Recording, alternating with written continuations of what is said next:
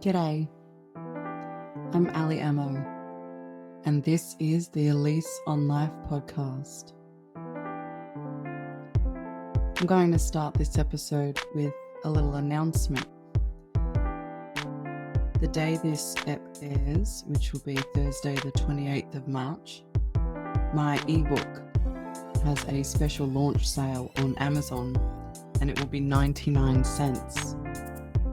So now's your chance to get it at the most bargain price possible. And the links will be included in the show notes. So I've got a bit of a lineup coming of people with outside the box experiences and understanding of energy, more so in the spiritual realm. I love talking to people like that. I love getting their experiences and understanding how it is that they see, hear, feel energy, how information is relayed to them, how they interpret things, and how they experience the gift that is quite special.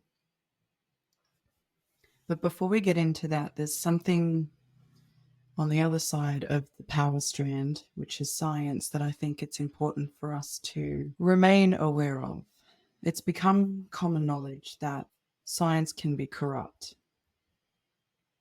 And it's not necessarily the fault of the scientists, but often we uncover the source of the funding for certain studies that are done.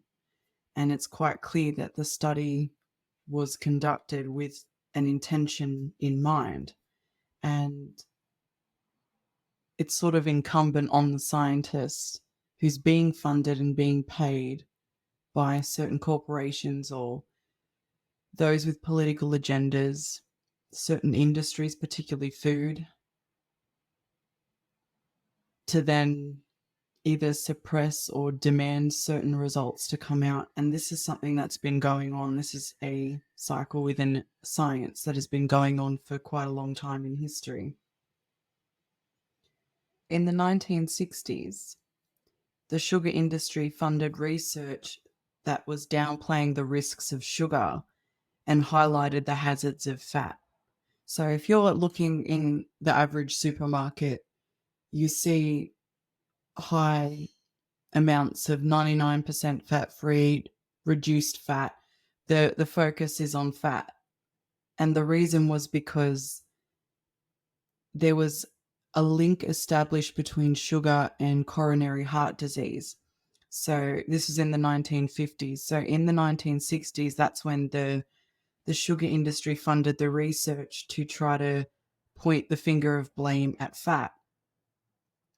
And the purpose was to increase the amount of sugar that people would consume for them to gain more revenue. The problem with the scientific community at the time is that if you were able to get a study published in certain prominent journals, it would then shape how the community discussed certain topics. It was very highly influential and still very much is to a certain extent.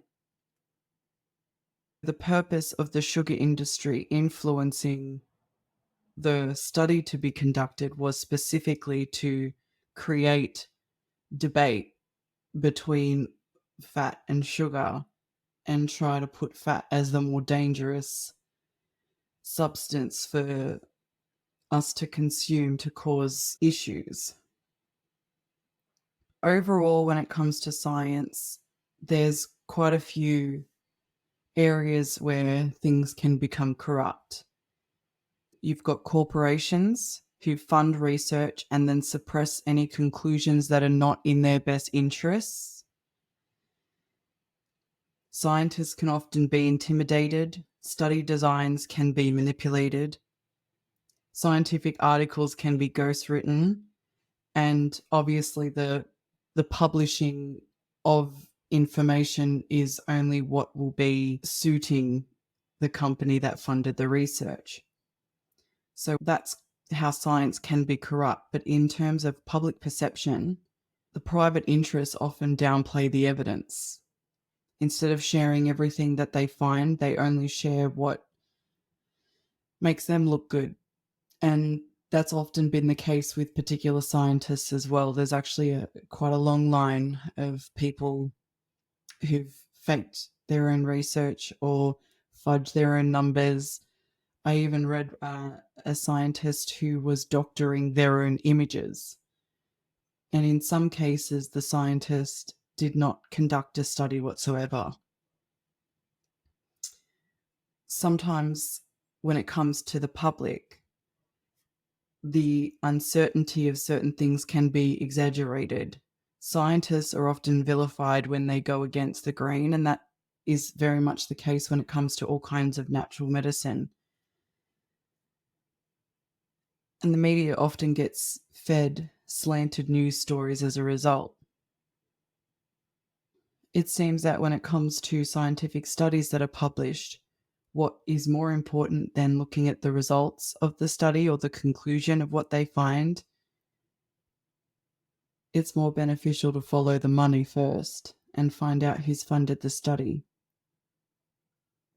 I recently watched a masterclass with a person who learned shamanism and spent quite a lot of time in the Amazon and a lot of remote villages. When he started his scientific research, he was funded to find cures for cancer in these places because they didn't have cancer. And what he actually found was because there's no sugar in these villages and their food isn't processed, they don't suffer the same way, for example, the Western world does.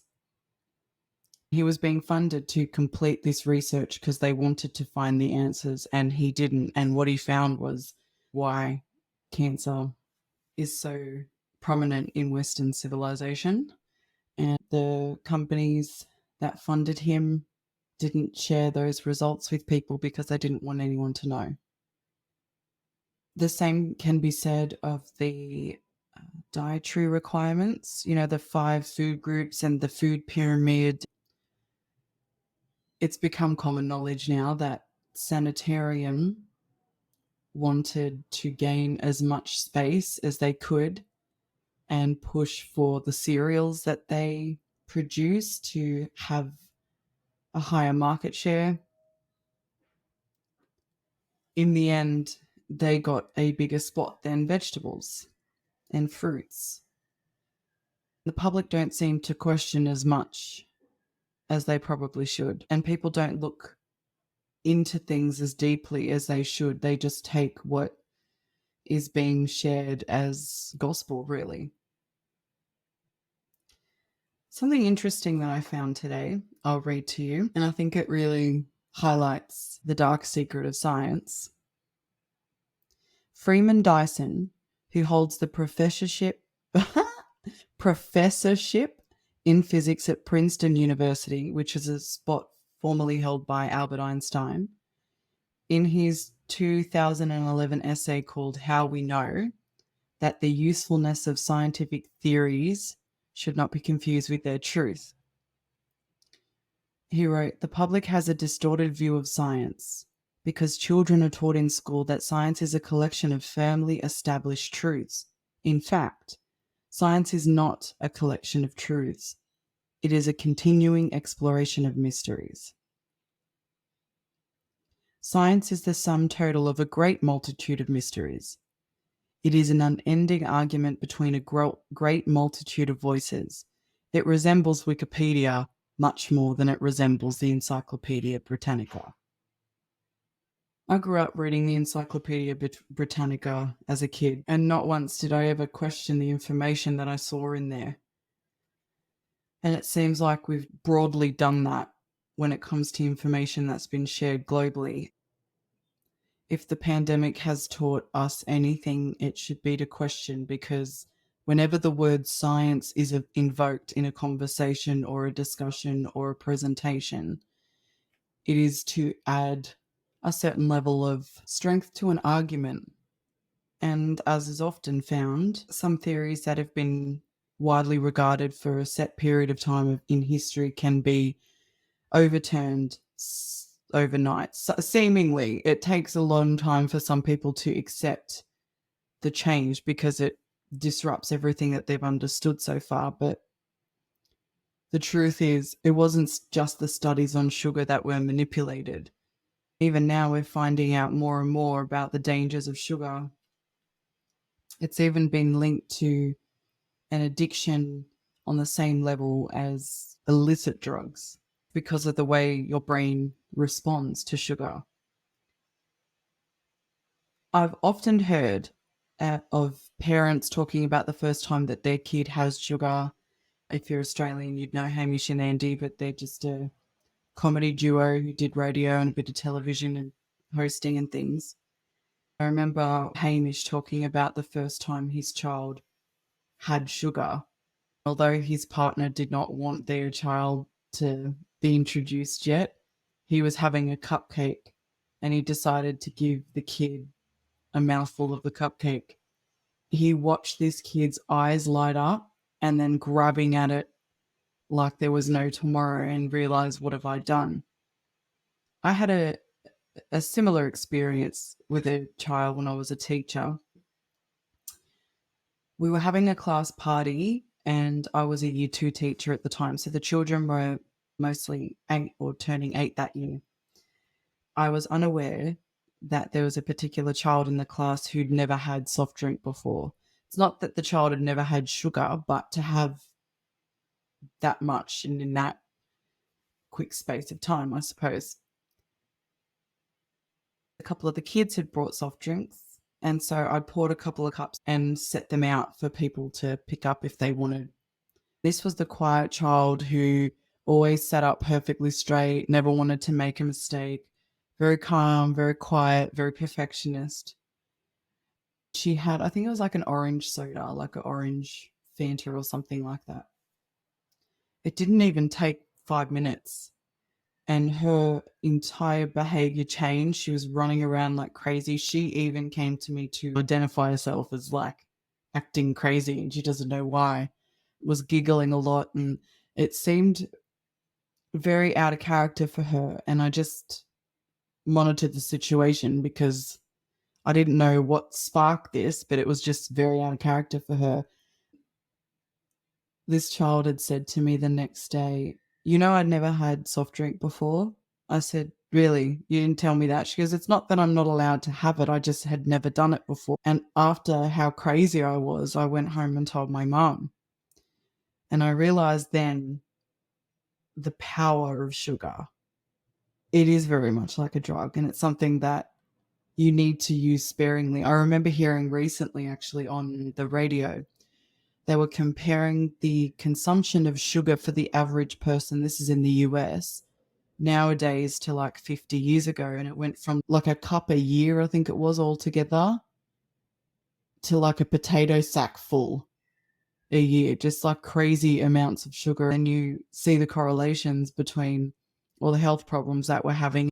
The root of all of this come from a bunch of scientific studies that were done on purpose by the sugar industry to switch your attention and focus on the fat content of food. The last subject that I taught when I was teaching was nutrition. While I was preparing the sort of course outline, I found out that there were over 40 different words used on the ingredients in your food. 40 different words that are sugar. So if it says sugar and then says something like tapioca, it's sugar again. It's just using another name. The way industries can be manipulated using science is a little bit alarming when you think about it, but it's certainly something you need to consider. If you want to personally break this cycle, I don't know how it's going to happen on the higher levels of where this actually goes down, but for you, before you accept any study that you read, have a look at who funded it and chase the money down, because you'll be surprised what you find. So this was a short and technically sweet one. A little bit salty, if I'm honest. That's just me personally. But this set was just to give you a perspective on science that is often overlooked, or it goes one way or the other. You either don't think about it, or there are people who wholly believe it and think science is a field, or all the fields, disciplines, and the entire industry, anything associated with science is corrupt. And yeah, when it comes to things like pharmaceuticals and whatnot, food and pharmaceuticals is the stuff that you need to question the most. That's the truth. So, thanks for being here with me for this ep. New ones will come out to you every other Thursday. Don't forget, if you're listening the day that it aired, Thursday the 28th of March, jump on Amazon and get the 99-cent copy of my ebook. I'd really appreciate your support. I'd appreciate you reading it, and definitely share your perspective with me when you're all finished. If you'd like to stay up to date on the world of Ali Ammo, follow me on socials.